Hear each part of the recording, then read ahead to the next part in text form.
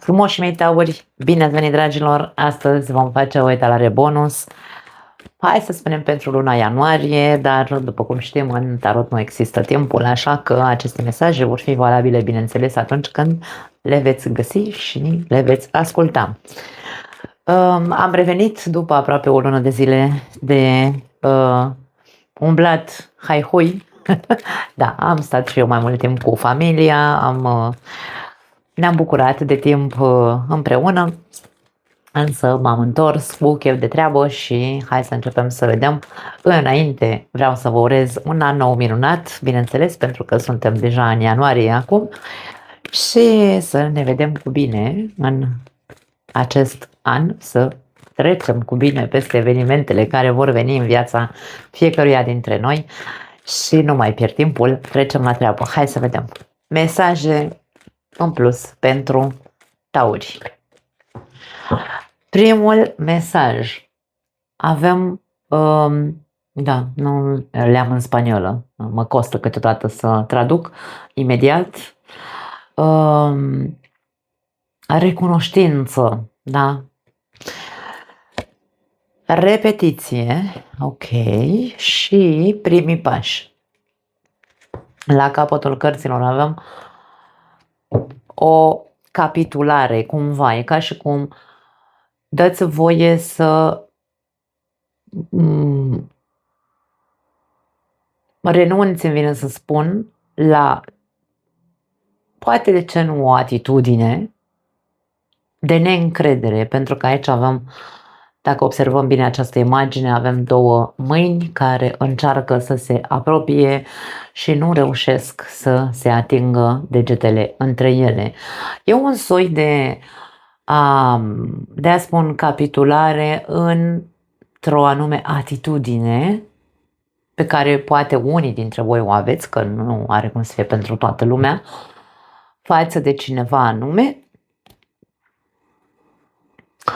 O atitudine la care trebuie să renunțați și unde trebuie să implementați un pic mai multă încredere. Încredere în viață, în celălalt, în Dumnezeu, în ce vrei tu. Da.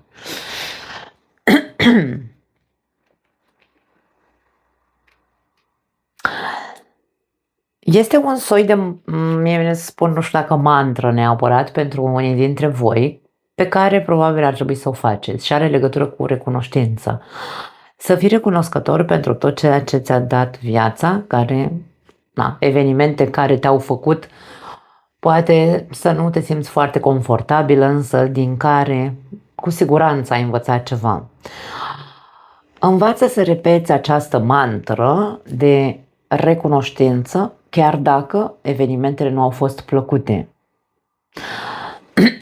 Din orice eveniment din viața noastră putem să extragem o învățătură, da? Așadar, încearcă să îndrăznești, îmi vine să spun, să repeți pentru o perioadă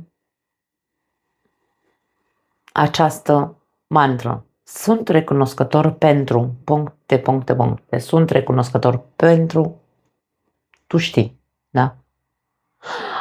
Dar să nu ne centrăm doar pe lucrurile care nu au fost pozitive în viața ta, ci și pe cele pozitive și pe cele mai puțin pozitive, da? Recunoștința noastră trebuie să fie în legătură cu orice lucru, chiar dacă a fost chinuitor pentru noi, da? Sau complicat de acceptat, pentru că dacă ne-a dat o lecție sau am învățat ceva din acel lucru, este de mulțumit, da? Vieții că ni l-a dat, ca să putem să zicem, dacă nu aș fi trecut prin asta, nu aș fi fost aici în momentul ăsta. Acum nu reinterpretați ce vreau să spun, pentru că nu înseamnă că dacă ai avut parte de, nu știu, un accident, fii recunoscător pentru accidentul respectiv. În spiritualitate se poate vorbi și despre asta, însă eu nu merg atât de departe și fiecare, să interpreteze mesajele cum simte el mai bine. Mai departe.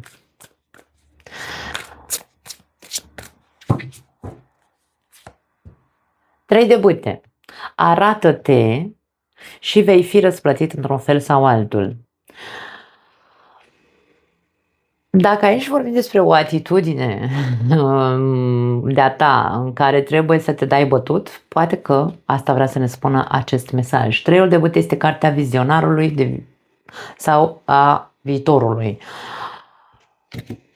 Cum vrei să te vezi pe tine în următorii 3 ani, de exemplu? Unde vrei să fii în următorii 3 ani? Fă-ți o imagine, vizualizează-ți într-un fel sau altul viitorul. Cum vrei tu să fie, nu cum crezi că ar trebui să fie. Cum crezi că, nu cum crezi că va fi, ci cum crezi că va trebui să fie sau cum crezi că îți dorești tu să fie. Da. Însă pentru asta trebuie să implementezi această recunoștință în tine. Împărăteasa, există frumusețe în fiecare experiență, exact ceea ce spuneam mai devreme. Oricare experiență din viața noastră, că a fost neplăcută, că a fost chinuitoare, că a fost, nu știu, destructivă, habar n-am, mai zi tu alte sinonime, în spatele acelei experiențe există ceva frumos ce tu poți extrage. Încearcă doar să te nu știu, să implementezi asta în tine, da? Foarte tare. Avem Împăratul, următoarea carte, wow, Împăratul și Împărăteasa, dragii mei, pentru unii dintre voi poate fi vorba despre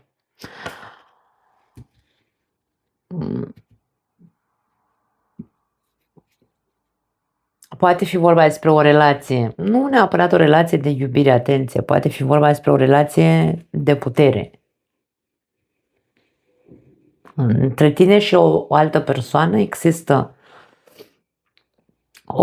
că e șeful tău, că e, nu știu, vecinul, că e partenerul de viață, că e un prieten, nu contează. Există o afinitate foarte mare. Împărăteasa și împăratul sunt complementari, da? Împăratul vine cu următorul mesaj. Să fii o autoritate în viața ta implică multă responsabilitate. Dacă împăratul vine cu mesajul responsabilitate și autoritate, împărăteasa vine cu frumusețe, aici vorbim despre ca tu să poți să în viitor să ai parte de frumusețe, stabilitate și nu știu, stabilitate, că împăratul înseamnă stabilitate și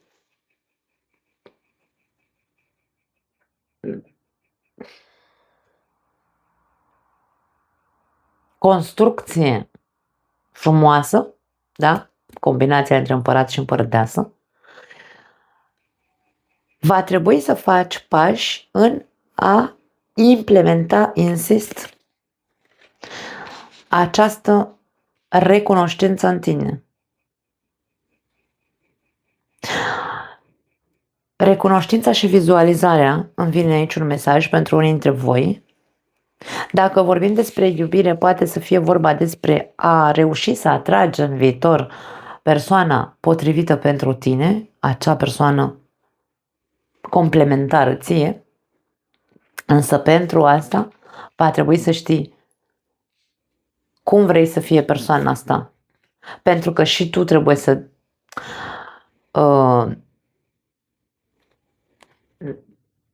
te implici în viața ta și alături de această persoană care va apărea în cazul în care nu există, dintr-o poziție de responsabilitate. Da.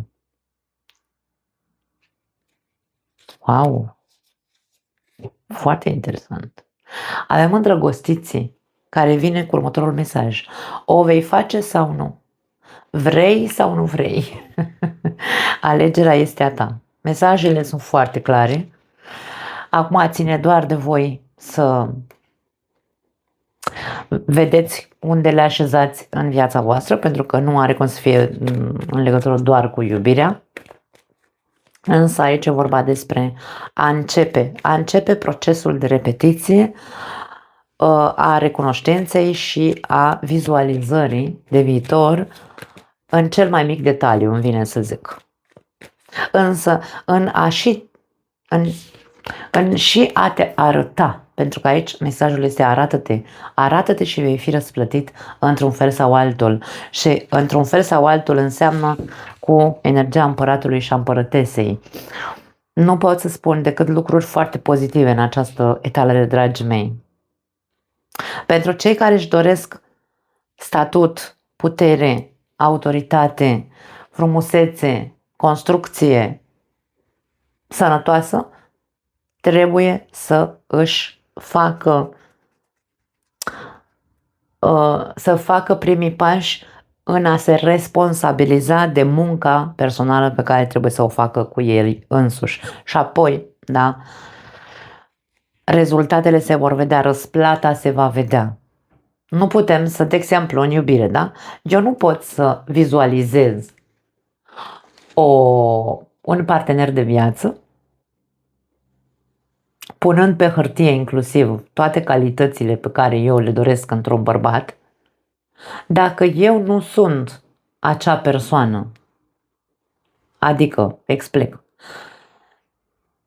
Dacă eu vreau un bărbat responsabil, un bărbat educat, un bărbat elegant, un bărbat protector, un bărbat, da, tot ce reprezintă împăratul, un bărbat cu picioarele pe pământ. Dacă eu nu sunt toate aceste calități, să zicem, nu am cum să atrag respectivul bărbat. Așa funcționează legea atracției, da? Nu pot să pretind ca eu să vreau un împărat dacă eu nu sunt o împărăteasă. Dacă eu nu știu să eman iubire, dacă eu nu sunt independentă, dacă eu nu sunt, nu știu, responsabilă de ceea ce simt, dacă eu nu mă arăt așa cum sunt, dacă eu nu... Da? Deci n-am cum să pretind să atrag pe cineva ce nu mă reprezintă, ce eu nu sunt. Pentru că de-aia vorbim despre opusuri complementare, da? Cam asta este ideea acestor mesaje din câte se vede. Ok, nu au sărit prea multe. Hai să vedem ce spun îngerii iubirii pentru voi.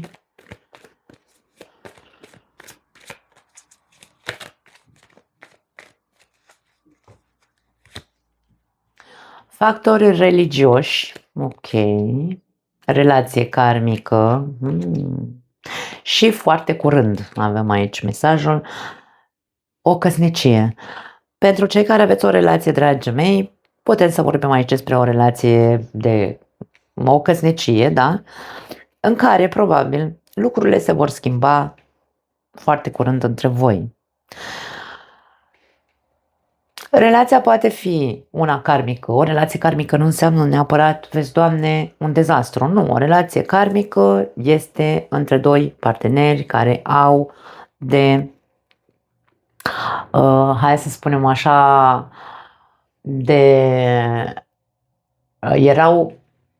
au pactat între ei cumva, da, pe vremea când erau doar spirit și nu erau și corp, au pactat între ei să se întâlnească în această viață și să experimenteze împreună o relație. Asta este pentru mine relația karmică. Sufletele pereche este o altă poveste. Sufletele pereche pot fi multiple, nu una singură. Însă, diferența dintre relație karmică și suflete pereche este că sufletele pereche, relația karmică este ce am zis, iar sufletele pereche sunt contract, un alt contract, să spunem așa, cu persoana cu care tu vrei să, mă rog, ai pactat că vrei în această viață, când te încarnezi în această viață, să învățați ceva unul de la celălalt, da? tu până la o anumită vârstă, când vei întâlni acea persoană, vei avea experiențele tale, el va avea experiențele lui și când vă întâlniți, contractul e contract, fiecare dintre noi avem de învățat unul de la celălalt. Asta este ceea ce reprezintă pentru mine, cel puțin, sufletele pereche, iar relația karmică este că noi trebuia să ne cunoaștem și să experimentăm o relație împreună.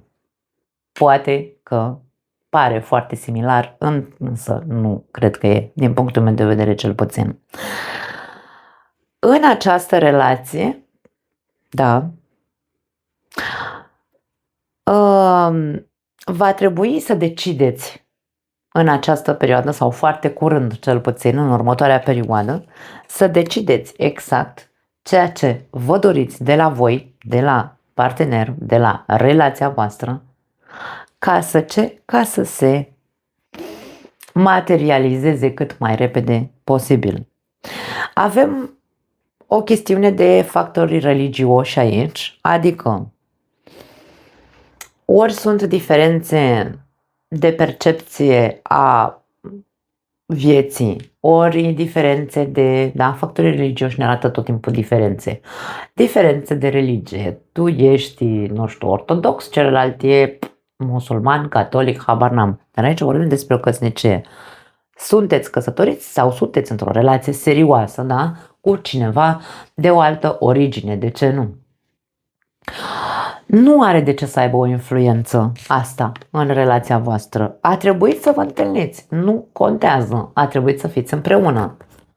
Nu aveți de ce să vă mai lăsați influențați. Alții dintre voi poate că aveți o diferență de, nu știu, unul e mai crescut din punct de vedere spiritual, iar celălalt nu. Aici e vorba despre decideți-vă ce vreți de la voi, de la relația voastră, ca această relație să, nu știu, să fie cât mai solidă. Împăratul și împărăteasa avem aici, da? Așadar, indiferent că vorbim despre o relație cu diferențe de religie, indiferent că vorbim despre o relație cu diferențe de creștere spirituală, ideea este ce vreți de la voi. Sunteți într-o căsnicie, încercați să detectați dacă sunteți bine, ce puteți să mai faceți, la ce trebuie să renunțați, da? La ce atitudini trebuie să renunțați ca să fie relația sănătoasă. Dacă sunteți singuri, aici ca și cum foarte curând apare în viața ta o persoană karmică pe care tu trebuia să o cunoști sau va trebui să o cunoști. O relație care poate duce la o căsnicie. Poate fi o persoană de o altă religie, poate fi o persoană de o altă condiție spirituală, da? Poate fi o persoană de altă naționalitate, nu are importanță. Implică acest lucru. Alegerea este a ta. Vrei sau nu să scapi de anumite, nu știu, poate unii dintre voi sunteți într-un soi de mantră repetitivă, ca și cum eu n-aș putea să mă mărit niciodată cu un, nu știu, nu vreau să etichetez ca să se interpreteze, cu o altă persoană de altă naționalitate, de exemplu, da? O chestie stupidă. Dar încercați să vedeți ce trebuie schimbat aici. Poate că e vorba despre a capitula în ceva anume, da? Într-o anumită dialectică, nu știu, care o ai în mintea ta, în legătură cu partea asta sentimentală. Mai departe, ce mesaje mai avem pentru voi?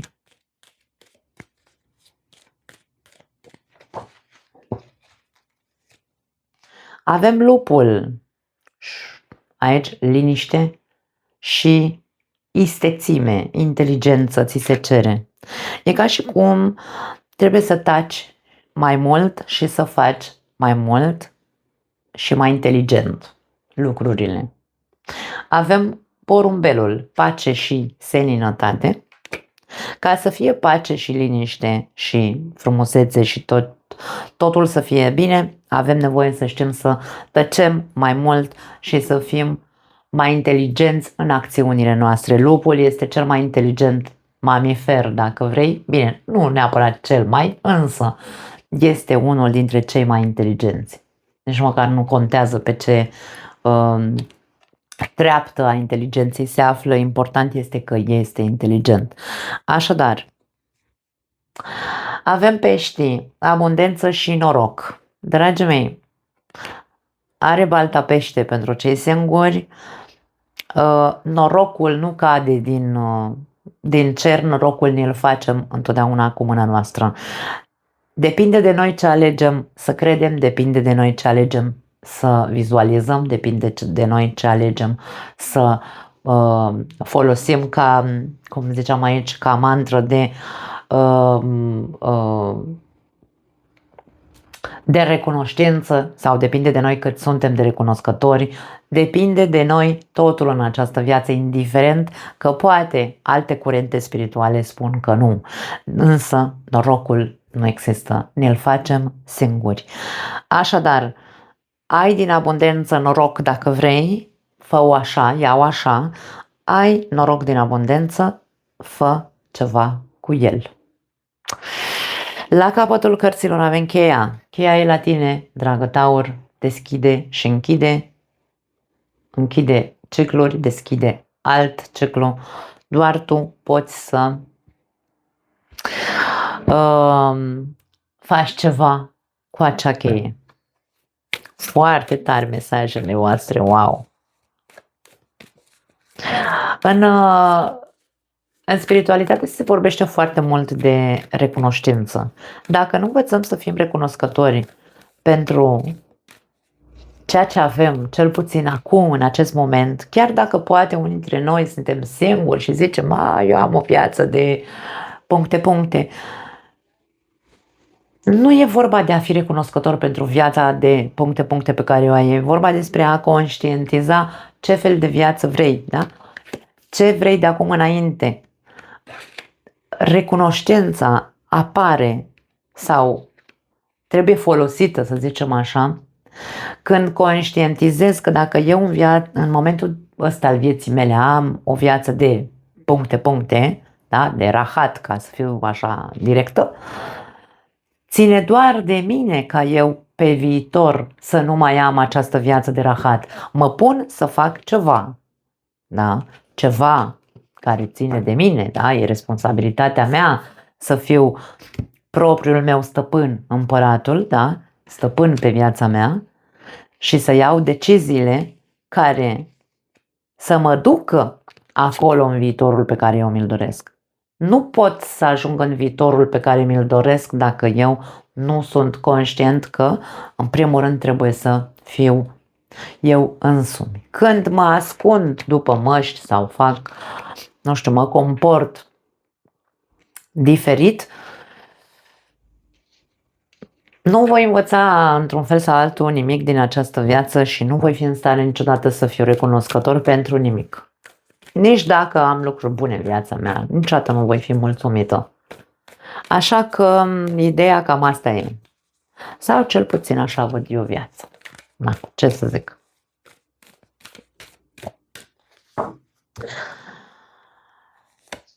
Mai departe, nostalgie. Aici e vorba despre renunță odată la acel trecut care te înnourează. Avem aici norii negri asupra acestor persoane. Una dintre ele tot povestește din trecut, vai Doamne, ce urât a fost viața ei și ce bla bla bla. Nu știu. Aici ideea e oprește-te. Taci mai mult. Șt, liniște. Fă liniște în tine, lasă trecutul acolo și centrează-te pe prezent și implicit pe schimbarea viitorului, da? Centrează-te în acum și aici, ce ești, cine ești, cum ești și ce vrei să fii și cum vrei să fie viața ta în următorii ani. Lasă trecutul în pace. Ți-ai câștigat toate meritele sau, mă rog, da, nu știu, ți-ai câștigat toate. Aici avem galones, nici n-am căutat niciodată, nu știu cum să traduc cuvântul ăsta. Ți-ai câștigat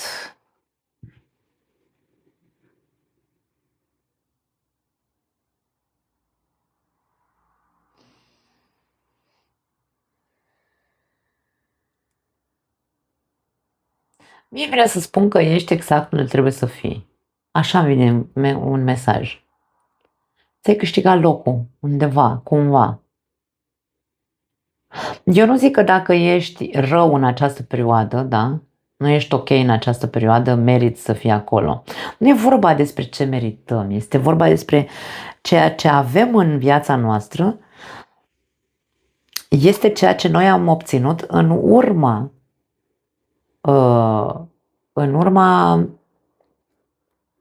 alegerilor pe care le-am făcut și deciziilor pe care le-am luat, da?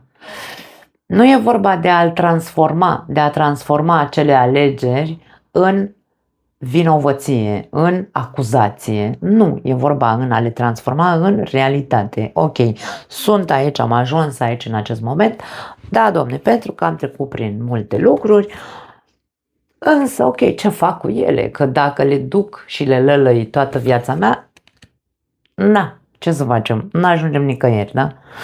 Aici e vorba, ok, unde ești? Acum și aici. Centrează-te. Pleacă de acum și fă pași către viitor altfel decât ca până acum. Cam astea sunt, cumva îmi vine să spun mesajele. Pentru că e o situație pe care o tot repeți aici. Și e momentul să te îndepărtezi de ceea ce repeți. De ceea ce spui, de o atitudine anume, de un anume grup, de un anturaj, poate fi, de ce nu? Întoarce-te acasă. Acasă, nu acasă fizic vorbind, ci metaforic, acasă înseamnă în tine însuți, la tine, întoarce-te la tine. Sau fă-ți o programare cu tine însuți, spune acest mesaj. Când a fost ultima oară când ai stat tu cu tine, uite așa, la o cafea, că această persoană și-a făcut o cafea și iese, sau mă rog, se uită, a deschis ușa casei și se uită în curte. Când a fost ultima oară când ai stat doar tu cu tine să contemplezi așa cumva, să te contemplezi și pe tine și viața ta? Avem numărul 42. Dacă ai 42 de ani, e momentul să iei viața în serios, dar nu în serios genul că trebuie să fii foarte serios, că Taurul tinde să fie o persoană foarte serioasă, ci o persoană serioasă, un adult sănătos, încearcă să te îndrepți către a fi un adult sănătos. Mi-am adus aminte că chiar dacă a trecut aproape o lună de când am făcut ultima etalare, în ultima etalare nici nu mai țin exact ce am zis la Taur, dar îmi aduc aminte criticile unei persoane, unui bărbat, bineînțeles că n-avea cum să fie altceva, care toate criticile pe care le-am avut eu la adresa Taurului în acea etalare era ca și cum că soțul meu Taur, că doar spun mai mereu, eu nu am ce să ascund, da? Soțul meu e Taur și ca și cum, aoleu săracul de el, ce viața mare am eu lângă el, că, nu știu, interpretați așa cumva etalarea pe care o făcusem eu, ca și cum eu aș vorbi în etalările astea despre viața mea, dragii mei. Am să vă spun o chestie, bine, nu vouă în general, acelei persoane care oricum am blocat-o că a fost nesimțit și, paranteză, da, dacă toți bărbații tauri, aici vorbesc despre bărbați că persoana în sine era bărbat, da? Dacă toți bărbații tauri ar fi cum este soțul meu, toate femeile ar fi fericite. Ok? Atât vreau să-ți răspund, ca să știi. La capătul cărților avem grădina, care spune din această situație, din acest lucru, din această mantră, din această renunțare, da? La care lucru trebuie să renunți tu, din această mantră de recunoștință, din toată această schimbare pe care, dacă vrei să o faci în tine, și să o începi, va ieși ceva bun. Așadar, va ieși ceva frumos. Din acest lucru va ieși ceva frumos. Dacă tu te întorci către tine și faci schimbările în tine, dacă tu îți dai seama unde ești acum și aici și lași trecutul acolo unde este, viața ta se va schimba. Mie asta îmi vine să zic. Nu mai am altceva pentru voi. Vă pupăcesc, dragii mei. Îmi pare rău că v-am mai povestit și altceva pe lângă etalare, însă cam asta este. Vă pupăcesc. Ne vedem data viitoare.